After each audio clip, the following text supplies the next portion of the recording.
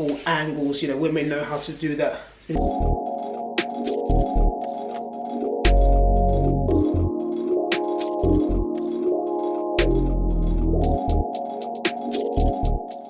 Okay, hi everybody, I'm Paris. Hi, I'm Selena. And we are Love Uncut. Oh, you're just a...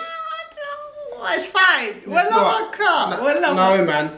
Hi everybody, I'm Paris. Hi, I'm Selena. And we are Love Uncut.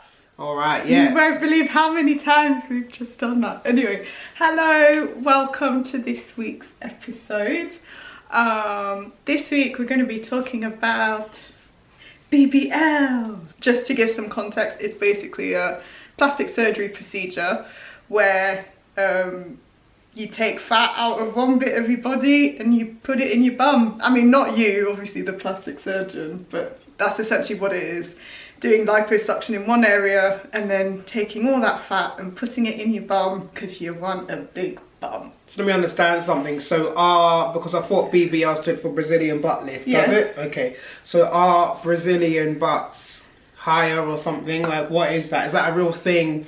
Where did the name come from? I think the name it must have either come from there, because I guess Brazilian women are known for being beautiful, aren't they? So maybe it was a sought after procedure over there, or maybe, as you say, I don't know, Brazilian bums look different. Who knows? But that's what it's called. It's become one of the more popular surgical procedures, elective surgical procedures, over the past few years. From 2018 to 2019, it jumped like by 19% in terms of how many people wanted one. And I guess, personally, I think it's fueled by people seeing sort of celebrities and all these influencers on Instagram having perfect bodies, and at this point in time a perfect body is basically like an hourglass with huge boobs and a massive bum and massive hips. So and lips.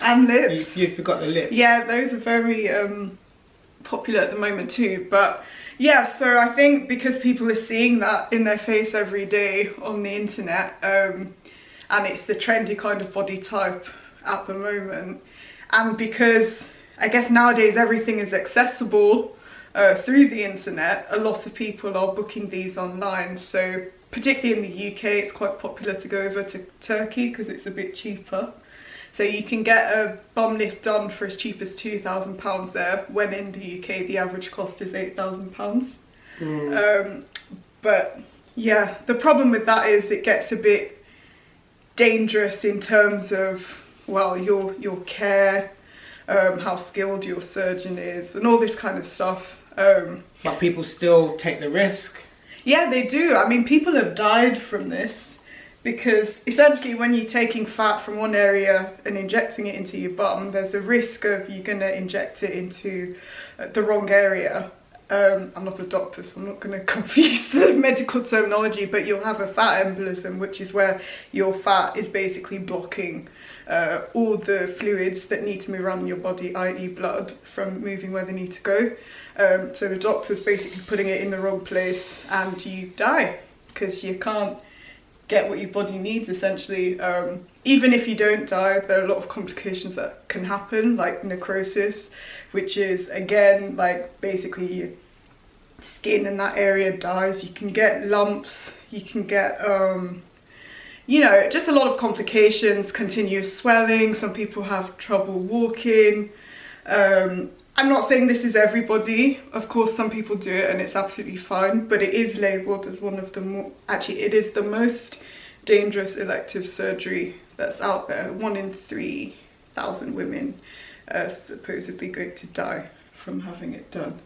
And I just kind of feel like, if you don't need to have it done, why are you taking that chance? Yeah, to risk your life in such a way, it is an unnecessary way to die. Almost like, I don't know, not looking left and right before getting hit by a car. Like it's sad when somebody dies, but it's a very needless way for anybody to die under the knife. And I guess one of my earliest experiences and understanding of the dangers of plastic surgery was, you know, Kanye West's mum, rest in peace, Donda West, who died under the knife, as I understand it. And I guess I was that young at the time. I was just wondering, like, I had a concept of why would people want to kind of change their bodies, but I didn't internalize it to me to say that I would want to change something about me. Whereas I think maybe if I was a little girl, I might have had a different feeling. But I think most of the women that I have spoken to about this matter have said they've considered, you know, surgery of some kind at some point. So it's, as you say, you know, proliferated by social media, but the ground has already been laid in society, I think, for people to almost want to be all things to all people. Yeah. In terms of, some people do like big bums, some people don't. You know, people want to be everything. Like, all women want to be everything. It's a weird one, isn't it? To everyone. Yeah. Go on, no, that's it. Yeah. I keep trying to think what's at the crux of this. Like, is it literally just, oh, because it's the trend and that's who, I don't know, celebrities that people look up to, that's what they look like, so that's what, you know, you normal people want to look like or aspire to. And I just, is that, like, why would you, again, just put yourself through so much risk to just look like someone else when there are other ways? Like, you can do exercise, or you can... pay for a personal trainer first, do you know what I mean, before you have to go under the knife. Yeah. It's just a bit crazy. And it's like the celebrities have access to like the top surgeons in the world, and even they have died. Like you mentioned, you know, Kanye West's mum, she obviously had access to great surgeons because of who her son is and you know, the capital he comes with. So even then, there's no like 100% guarantee everything is fine.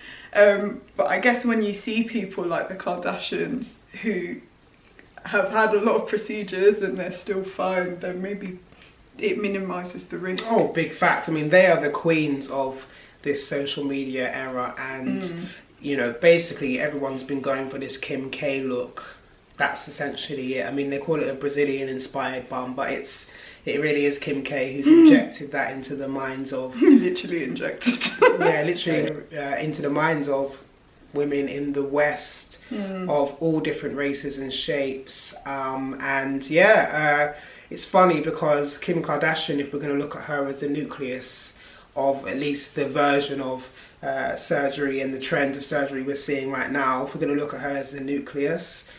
I remember when people were asking her, is your bum real? And she would say, yeah. Yeah, but the thing is... Go on, sorry to interrupt. A lot of people say it's real because it's their fat. It is their fat in their bum. Do you know what I mean? It's not like that... She might have had implants at some point. She might have had injections because you can get like, I don't know, all sorts of injections put in your bum to make it bigger. But I think a lot of people think that because it's my fat being put somewhere else, it's real. Okay, but it's not natural though. Of course it's not. I'm not excusing it. I'm saying that's a nonsense rationalization. Yeah, and I don't know if Kim actually had a BBL, but the net effect is the same, right? And again, I don't know how many different ways you can, you know, sculpt a bum, like through surgery. I don't know. I haven't looked into it. These days, people hide it less, kind of thing. And yeah. And I think sometimes you look at people, and because it doesn't look natural, you know, the proportions are mad, but they still go for it. And I just think ultimately it is a reflection of what's going on internally. Like, you have been made to feel that you're inadequate and you need a quick fix for it. And, you know, I think, as I understand it, surgery is addictive. People don't usually stop with one thing, and that's because the root cause has not been addressed. Yeah. Whatever it is, insecurity, whatever trauma it is, it's manifesting itself in that way. And then you can even look at things like eating disorders. It's all about how you feel, and then I guess it manifesting itself in certain ways, whether it's you being overweight or underweight. And I think you're right about the quick fix thing, because it's almost like with the proliferation of filters and stuff, that's a quick fix for your picture, but then it's almost like you want to look like your picture that you've kind of filtered or added all these effects to. So then plastic surgery is the next, almost it's a step, isn't it, in that direction of, okay, I'm kind of fine-tuning my features how I want them to be, and I can see them in the picture, but they're not reality, so how do I make the picture match my reality. Yeah. And that's quite a scary thing, because it's almost like you're not happy with yourself. And I don't think a quick fix sorts out, as you say, the internal kind of root or battle that you're facing, and sort of the why, the why behind it all. But the reason I wanted to talk about it is because, like, I've known someone at work, and I've known someone sort of just general life who I've known for quite a few years, who both did it, and I was just quite shocked that I guess someone just in everyday life that I knew had done it, and it just shows like how it's just standard now, isn't it? It's just in society, and I think everyone is able to make whatever decision they want to make if they're an adult and they've read up on it. But I just think that personally, the risk, for something that you don't have to go through as a surgery, why would you put yourself through that risk? And that's the thing I always come back to. There are other ways that you can train up your body, etc. And maybe everyone isn't just meant to look the same, like a clone of Kim Kardashian or whoever. That's the whole beauty in everyone being different. There is something I do want to touch on though. I do think an element of why a lot of women do this is because they feel that they will look more attractive to men. I know a lot of women won't want to admit that. That's just kind of what I think is one of the underlying things. So do you think that men have a part to play in how, like, when they see a woman with a big bum on Instagram, they're like, oh my god, and reinforcing that ideal of beauty? Yeah, I think so. I think there is a codependence that a lot of young women and girls are installed with from society, from their religious institutions, from their family. It's at home and it's also outside of the home in terms of what do boys think I'm going to live my life in proximity to, whether I have a boyfriend or not, or husband or not. So therefore I'm going to be locked into what they're necessarily looking at and what they value, and then try and be that. So yeah, of course. So it's, if people can learn, I guess, what a healthy relationship looks like, and know that it's obtainable and it's something that you deserve and you can get without tweaking and nip tucking, then I think that will eliminate a lot of the problem.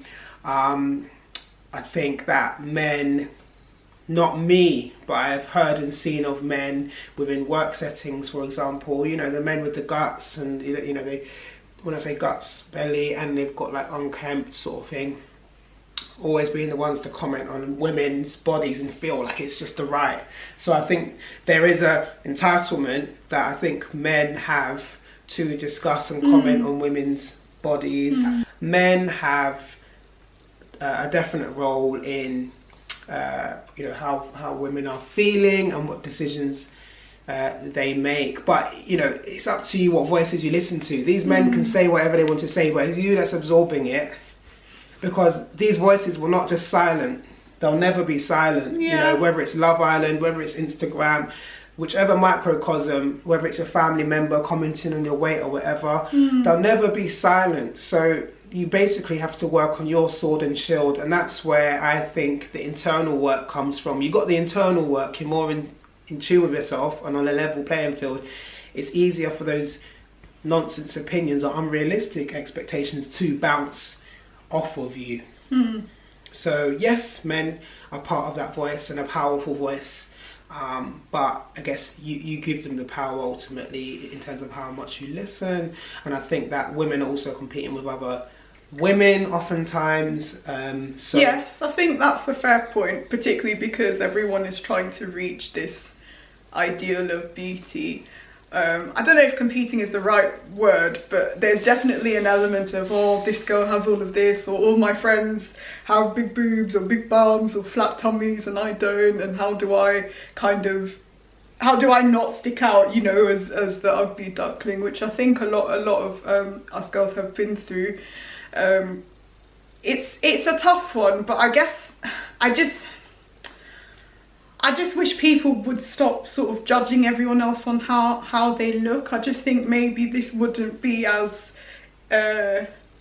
heavily adopted as it has been as a surgery, if people just kind of were more focused on, you know, internal characteristics and external. Again, I know that's not realistic, particularly when we're all in lockdown and all we can see is each other on screens. But okay, yeah, it's a tough one. I think if as a girl, like, you're on social media and you just see men commenting on women with big bums all the time, I know you're saying it shouldn't affect you, but even if it affects you just a little bit, that one day, it can affect you, you know. And if you see that every day, just simulate. Then and on Instagram, you're gone. It can have an impact. Yeah. So I mean, and it's interesting what you say about social media. I think, for example, with apps like Clubhouse, you get to hear how people think, and that is a very powerful persuader on, you know, I guess, what value you place on them. So maybe if apps like Clubhouse become a norm, what people think will become more prominent as opposed to how they look. Yeah, but even on Clubhouse, it's pretty obvious that when you're in certain rooms, at least from what I've overheard, like, people will go in different rooms and that each room has a different conversation theme, and you all have a picture. So when you enter or leave a room, or you can see who's in the room by people's pictures. So I've heard people on the rooms Paris has been in, when a girl has come in and be like, oh, hello, beautiful. And it's just like, even in a space where it's not meant to matter how you look, people are looking at each other's pictures, and kind of that's the first default. Like, yeah, it is, because, you know, light moves faster than sound. I'm going to see you before I hear you, scientifically speaking. And yeah, but what about all the other girls that entered the room that no one said hello, beautiful to? Do you know what I mean? It's just not. Well, okay, if we're going to speak about that specific microcosm of Clubhouse, a lot of the women are very complimentary to each other. Whichever woman comes in the room, other women that's will good for pile the on women. Yes. Yeah, so women are Very getting good for the women. Yeah, but I mean, but the men, that's my point. It's all about the visual for some men. Right? Yeah, I mean, it's a bit of a minefield complimenting women, not just because of the whole Me Too thing, but it's you know, I think people, actually largely because of that, it's got people thinking about, I don't want to make somebody uncomfortable, shine the light on them, sort of thing. But ultimately, I'm not saying Clubhouse is exempt from societal norms about, you know, pretty, privilege, XYZ. It's not exempt, but, you know, it's definitely pushing back on the traditional social media narrative of transient hashtags that you can grab onto, or just pictures of all angles. You know, women know how to do that Instagram angle. There's even this silhouette challenge, which I haven't shown Selena yet. I've seen it. Oh, you've seen it? Okay. Everyone's coming soon. Everything out. Coming no, soon. It's not coming. We need soon. some views, people. Analytics. Definitely not. So I'm just saying that, you know, the traditional social media hashtags, transient, just, you know, judging on looks. I mean, I've seen women with 3 million views and 3 million followers, and, you know, some of them are absolutely stunning. Okay, you know, you want to capture them, you know what I mean? You don't want to ever let them go based on what they look like. That's what men are like, you know. Look, why are you smiling? Why is there a glint in your eye? Can you see? And just proving. But 3 million, no, not 3 million followers. Do you know what I mean? Like a woman that's beautiful, and you know, maybe she's got like a needle in a haystack kind of figure, so she's just naturally got like very flat stomach, hourglass. Naturally. Some needle in a haystack, like I said, you know, or good genes. I don't know. I just get so like suspicious of everyone now. Yeah, because that's granted. Yeah. No, that's granted. And you know, some of these surgeons, if you're a famous enough influencer, they'll pay you. Yeah, and then you promote them, and you get money. Like a lot of surgery. A lot of the influencers, their surgery's done for free. Yeah. So they're promoting something to a base that should the base go and do the surgery, they'd pay, right? Whereas you as an influencer, you've got it for free. So you're kind of laughing, you've got the bum, and you've got it, like, you've not really had to invest in anything, whereas other people are investing their hard-earned cash in something. And there have been cases of influencers a few months after having the procedure done and promoting certain companies coming out and saying, I'm really sorry I promoted this, I've actually developed, you know, a lump, or I still can't function XYZ. Sepsis, you know, these horrible. Exactly. They've had to have it re sort of done or sorted out under the NHS. So yeah, as I said, I'm naturally a pessimistic person, so maybe I just default to the suspicious kind of camp, which is not always a good thing, and I can you know, I can say Admit that, yeah. I can admit that. Yeah, I mean, look, okay, so I mean, my whole point is 3 million followers. As beautiful as these people are, do you know what I'm saying? 3 million. Like, but beauty is such a commodity, I guess. But 3 million, Yeah, I just 3 million, man. I I don't think it's worth. I mean, I can still see, wow, this person's stunning or attractive. I get it, but 100,000. Like, why do you know, the concept of followers and all this, like, as if it's some sort of, it's just an unearned privilege. It doesn't make you. What are you following these people? You think it's gonna rub off on you? Like, what are you following them for? I don't follow them like that. Do you know what I'm saying? But you know, each to their own. Do what you're doing. Yeah, I mean, like, yeah, it's, if that's your thing, that's your thing, and if you want to follow those people, cool, that's your thing. It's, I personally don't understand it. Yeah, just watch out what you're getting back. And the thing is, you know, you can follow people here and there, but just be discerning with what you're getting back. You know, are these people feeding your insecurities in a little way? Are they investing in that little microcosm which is feeding your insecurities? If they are, then maybe just, you know what, I'm not listening, la la la, because that voice will always be there, and some people amplify it. So why you want to jump into the dragon's den, and you're a woman, for example, and she's got this, and she's got that, and do you know what I mean? You don't really want to jump in where you're getting pricked by all these stinging nettles of insecurity, and then next thing you know, you're maxing out your dad's credit card. Yeah. To risk your life, it can snowball. Yeah. And if it's an uplifting channel, then fine, and you get something else of it, fine. But as Paris said, just take caution on how these things are actually impacting there's a dark side. Your self-esteem. There's a dark side, yeah. And I mean, with influencers, as you said, like, what are they actually doing for you? I mean, look at all these influencers going off to Dubai in the middle of lockdown. Do they actually care about their base, who are probably mainly stuck at home and can't do anything? You know, like it's a weird little world. I mean, influencers are like demigods, basically. That's how they're the pedestal. Do you know what I'm saying? But at the same time, I think they have distilled the role of celebrity. So when we were growing up, celebrities were really far away from us. Yes, very detached, untouchable. Yeah. And now with influencers, it's broken down into these little hierarchies, and you know, so therefore it has kind of shown, you know, in some ways, yes, people still aspire to be like them, and it's escapism looking at them on their camels in Dubai, which is cool. But on another level, you can actually see that this person's, you know, talking absolute nonsense. And I do think apps like Clubhouse have the potential to dilute this celebrity even further. Because if you've got nothing but these fucking slogans that influencers use in your head, like look after your mental health, and to be anything is to be kind, that's all you got to you and your bloody pictures, people are going to fall away, you know. And especially because I think there's pretty privilege when people expect you to be one way, and when you actually speak and your mannerisms, you're another way, that also falls away. But, you know, being yourself, whether it's exposed, you know, on your terms or not, must be a good thing. But yeah, so I guess we kind of went off on a bit of a tangent about influencers, and, you know, sorry for the slight rant about them going to Dubai. Maybe if you have lots of money and you can claim it's for work, it's very tempting, I don't know, but it just doesn't sit right when a lot of your fellow country people are stuck and in the snow and in lockdown and can't do anything, and you're not really working, are you? You're just on a beach or on a camel doing selfies. Yeah. But anyway, you know, I'm a little bit jealous. I'm not gonna lie.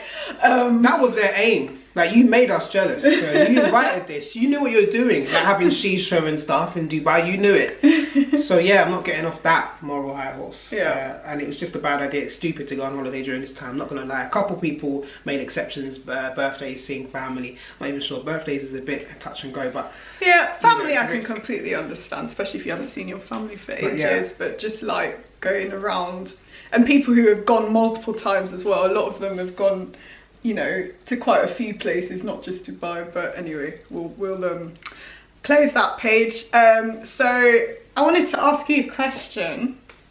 If I had a BBL, would you judge me?